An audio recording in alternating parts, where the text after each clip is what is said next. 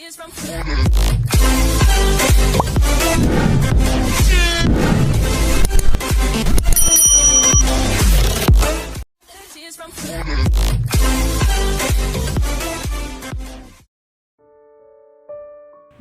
kau mendengarkan aku sebentar? Denada, apa yang kamu katakan? Wajah Radit menegang dan langsung melepaskan sentuhan tangannya kepada Nada, lalu berdiri menjauh dari Nada. Kau tidak perlu berpura-pura padaku lagi. Nada tersenyum dan kemudian melanjutkan kalimatnya lagi. Aku sudah tahu kalau kau adalah pengantar brosur itu. Kenapa kau tidak mengatakannya kepadaku saat di rumah ayahku?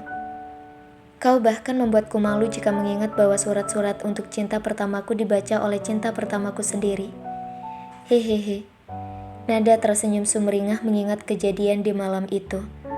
Rasanya sangat bahagia sekali di hatinya mengetahui bahwa orang yang dicintainya sekarang adalah cinta pertamanya dulu. Tapi, sejak kapan kau tahu tentang hal ini? Sejak kapan kau tahu kalau aku adalah dia? Apa Dimas yang memberitahumu?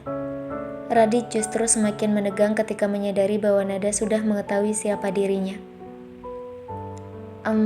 Aku melihat fotomu bersama Dimas dan Ando saat membangun perusahaan telekomunikasi yang sama dengan nama perusahaan di brosur yang aku simpan.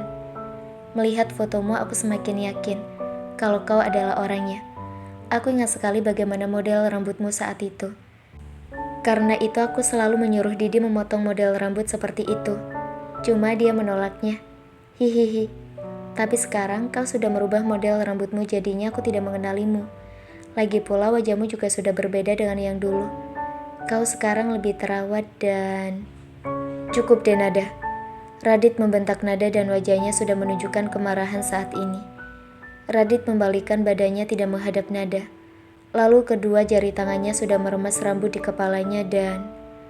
Buk, buk, buk. Radit berkali-kali memukuli tembok di kamar Nada. Pantas sekali sikapmu berubah drastis kepadaku. Bentak Radit kepada Nada dengan posisinya yang sengaja menjauh dari tubuh Nada. Radit memang marah, tapi dia sadar dan tak ingin menyakiti Nada, sehingga membuat jarak sejauh mungkin yang membuatnya tidak kehilangan kontrol dan menyakiti Nada. Apa maksudmu? Aku tidak mengerti. Kamu merubah sikapmu karena kamu sudah tahu bahwa aku adalah laki-laki dari masa lalumu. Dan yang kamu cintai bukanlah aku yang sekarang, tapi laki-laki dari masa lalumu. Aku tidak mau hidup dalam ilusimu. Aku tidak mau kamu hanya mencintaiku sebagai orang dari masa lalumu. Kamu telah menipuku, Denada. Radit sudah mengepalkan kedua tangannya, dan sudah sangat marah karena berpikir bahwa Nada baru mencintainya ketika tahu bahwa Radit adalah laki-laki pengantar brosur. Tunggu dulu, kau salah paham. Tidak seperti itu. Nada sudah menangis dan masih bicara dengan lemah lembut kepada Radit, ingin memberitahu Radit bahwa yang dipikirkannya itu adalah salah. Cukup, berhenti di sana. Jangan lagi mendekat padaku. Kamu sudah menipuku. Kamu tidak mencintaiku. Kamu hanya mencintaiku karena masa lalumu. Berhentilah mendekat padaku. Mulai saat ini, kamu tinggal di rumah ini sendiri. Aku akan pergi dari sini.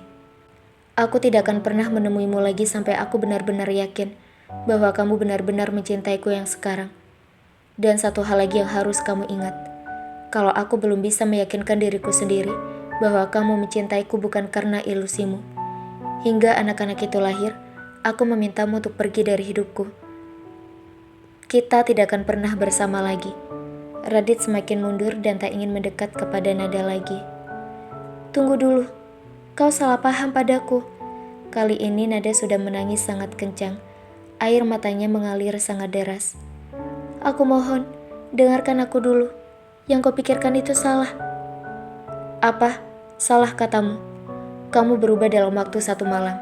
Kamu menjadi sangat manis dalam waktu 1 malam. Dan kamu sangat ingin tinggal bersamaku dan menjadi istriku selama-lamanya. Kalau bukan karena kamu tahu aku adalah orang di dalam masa lalumu itu, tidak mungkin kamu akan berubah dalam waktu 1 malam, kan? Radit menatap mata Nada dengan tatapan dingin dan sangat emosional.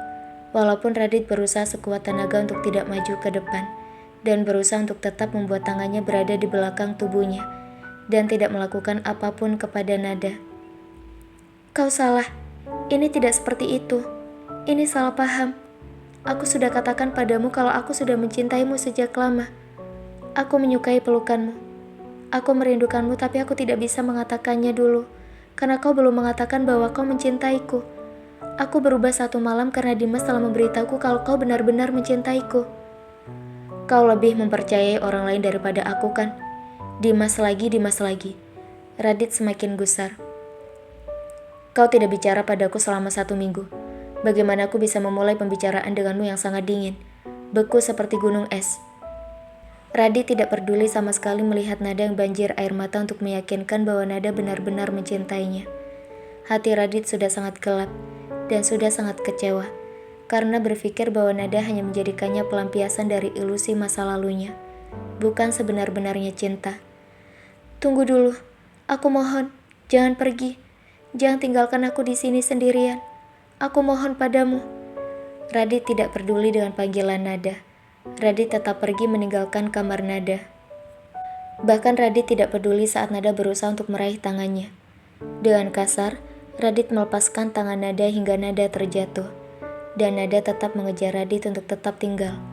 Tapi Radit tetap tidak peduli pada Nada dan tetap mengambil mobilnya, lalu pergi meninggalkan rumah yang sudah 1 minggu ini ditempati oleh mereka berdua.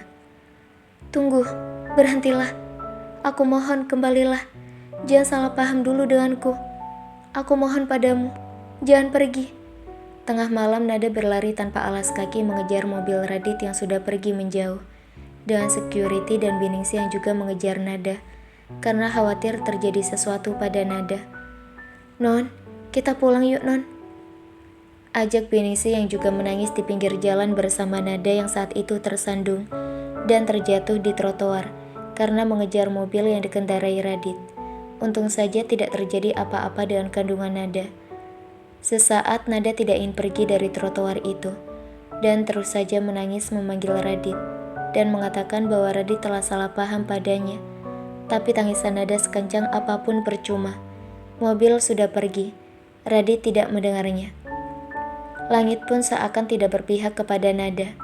Hujan turun dengan derasnya mengguyur tubuh Nada yang masih duduk di trotoar setelah terjatuh tadi. Hujan juga mengguyur tubuh Biningsi dan security yang ada di pinggir jalan itu. Hujan yang sangat deras membasahi tubuh mereka. Dengan suara petir cukup memekakan telinga. Dan Nada masih duduk di sana menangisi Radit yang pergi. Nada belum juga beranjak dari sana. Walaupun Biningsi sudah susah payah menarik Nada untuk pergi. Aku sudah jujur padamu Raditya. Kenapa sulit sekali untuk mempercayaiku?